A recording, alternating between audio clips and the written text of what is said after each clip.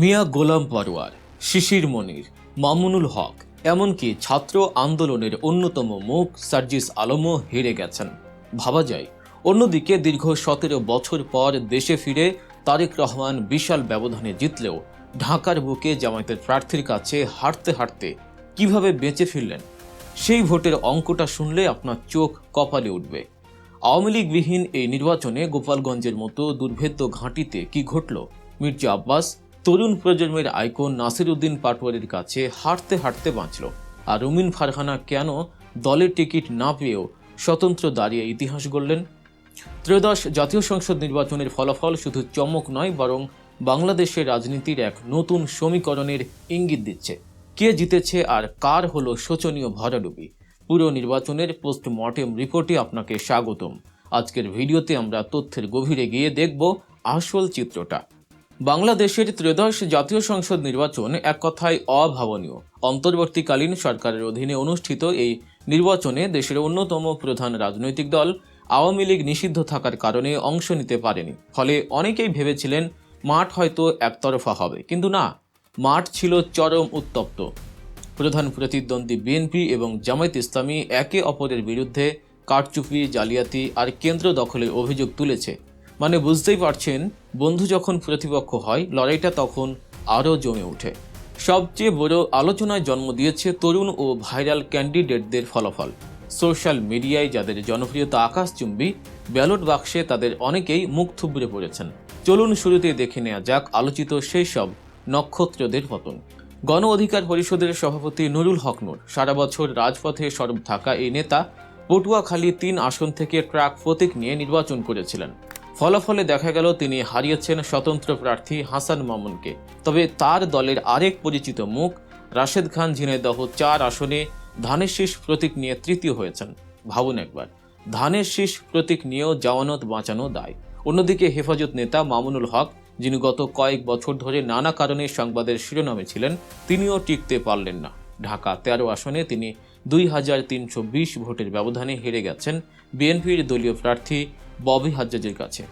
মজার বিষয় হলো, ববি হাজ্জাজ নির্বাচনের ঠিক আগে নিজের দল বিলুপ্ত করে বিএনপিতে যোগ দিয়েই এই বাজিমাত করেছেন।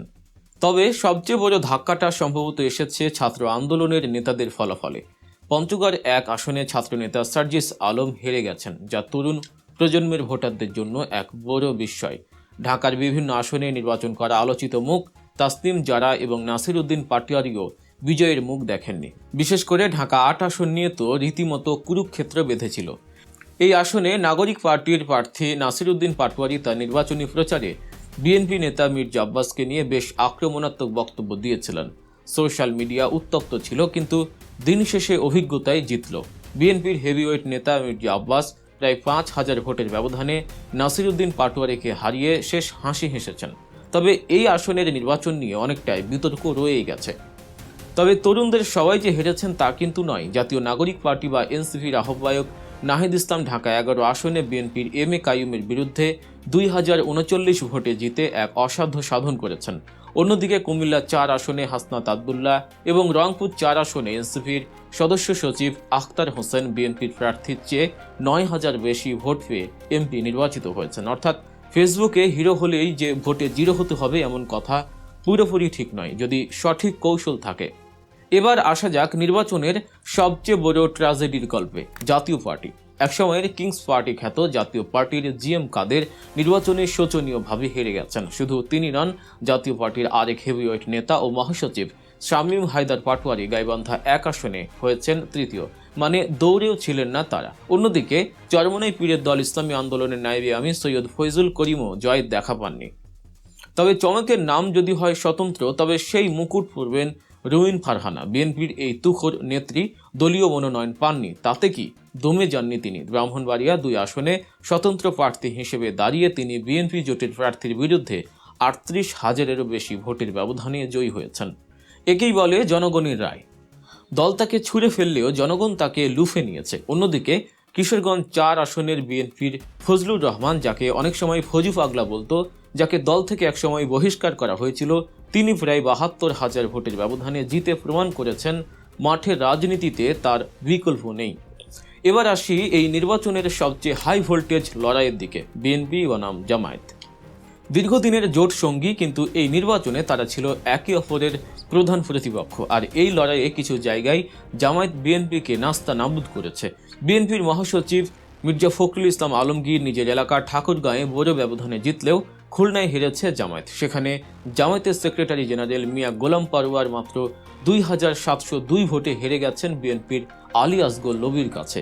আবার উল্টো চিত্র আছে, জামায়াতের আমির ডাক্তার শফিকুর রহমান ঢাকা 15 আসনে বিএনপির প্রার্থীর চেয়ে 21,614 ভোট বেশি পেয়ে এমপি নির্বাচিত হয়েছেন। সবচেয়ে ইন্টারেস্টিং বিষয় হলো বিএনপির চেয়ারম্যান তারেক রহমানের নির্বাচন। দীর্ঘ 17 বছর লন্ডনে নির্বাসিত থাকার পর গত বছরের 25শে ডিসেম্বর তিনি দেশে ফেরেন। এবারই প্রথম তিনি নিজের এবং দলের নেতৃত্বে নির্বাচনে অংশ নিলেন। বগুড়া 6 আসনে তিনি জামায়াত প্রার্থীর বিরুদ্ধে 1 লাখের বেশি ভোটের বিশাল ব্যবধানে জিতেছেন। এটা প্রত্যাশিতই ছিল, কিন্তু ঢাকা 17 আসনে তার অবস্থা ছিল বেশ নড়বড়ে। গুলশান বনানীর এই ভিআইপি আসনে তিনি জামায়াত প্রার্থীর বিরুদ্ধে জিতেছেন মাত্র 4399 ভোটে। চিন্তা করুন, বিএনপির শীর্ষ নেতাকে ঢাকার বুকে জেতার জন্য কতটা ঘাম ঝরাতে হয়েছে। আরেকটি বড় পরিবর্তনের কথা না বললেই নয়, গোপালগঞ্জ। একসময় যা ছিল আওয়ামী লীগের দুর্ভেদ্য দুর্গ, সেখানে এবার অভাবনীয় পরিবর্তন। গোপালগঞ্জ জেলার 3টি আসনে জয়ী হয়েছে ধানের শীষের প্রার্থীরা। আওয়ামী লীগবিহীন নির্বাচনে এই ফলাফল সেখানকার রাজনৈতিক মানচিত্রে এক বিশাল পরিবর্তনের ইঙ্গিত দিচ্ছে। এছাড়াও কক্সবাজার 1 আসনে সালাউদ্দিন আহমেদ, ভোলা 1 আসনে আন্দালিব রহমান প্রার্থ এবং হবিগঞ্জ 1 আসনে রেজা কিবরিয়া বড় ব্যবধানে জয়ী হয়ে সংসদে যাচ্ছেন। বিশেষ করে রেজা কিবরিয়া, যার বাবা শাহ এএসএম কিবরিয়া একসময় আওয়ামী লীগ সরকারের অর্থমন্ত্রী ছিলেন, তার ধানের শীষ প্রতীকে এই বিজয় রাজনীতির এক বড় আয়রনি। তবে সব হিসাব নিকাশ শেষে দেখা যাচ্ছে বিএনপি, জামায়াত এবং এনসিপির শীর্ষ নেতারা জিতে এলেও জামায়াতের শিশির মনির কিংবা হামিদুর রহমান আজাদের মতো নেতারা কিন্তু হেরে গেছেন। রংপুরে জামায়াত নেতৃত্বাধীন জোটের আখতার হোসেনের কাছে হেরেছেন বিএনপির প্রার্থী। আবার ব্রাহ্মণবাড়িয়া 6 আসনে জোনায়েদ সাকি তার দলীয় প্রতীক মাথাল নিয়ে জয়ী হয়েছেন, যদিও তিনি বিএনপি জোটের অংশ ছিলেন। এই নির্বাচন প্রমাণ করেছে বাংলাদেশের রাজনীতিতে এখন আর কোনো কিছুই নিশ্চিত নয়। সোশ্যাল মিডিয়ার হিরোরা যেমন ধরা খেতে পারেন, তেমনি দলের টিকিট না পেয়েও রুমিন ফারহানের মতো নেতারা ইতিহাস গড়তে পারেন। আবার জিএম কাদেরের মতো অভিজ্ঞ নেতারাও রাজনীতির মাঠ থেকে ছিটকে পড়তে পারেন। সামনের দিনগুলোতে এই নতুন সংসদ কেমন পারফর্ম করে সেটাই এখন দেখার বিষয়।